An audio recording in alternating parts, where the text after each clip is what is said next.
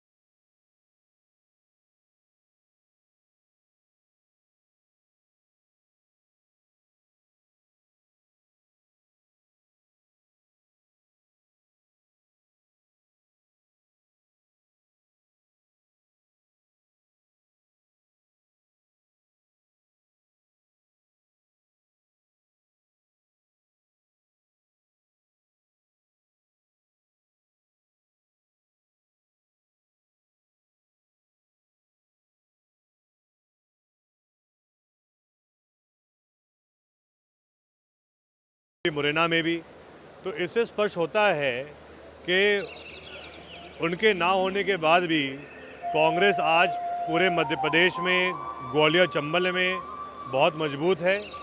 अनेक ऐसे नेता हैं, अनेक हमारे पास ऐसे कार्यकर्ता हैं जो दिन रात पार्टी के लिए मेहनत भी करते हैं और जिन्होंने अपनी मेहनत से कांग्रेस को और मजबूत भी किया है। और हमें पूरा विश्वास है कि 2023 नवंबर में कमलनाथ जी के नेतृत्व में कांग्रेस को पूर्ण बहुमत मिलेगी मध्य प्रदेश में, सरकार कांग्रेस की बनेगी। तो मतलब आप कमलनाथ जी को सीएम चेहरा अभी से घोषित कर रहे हैं?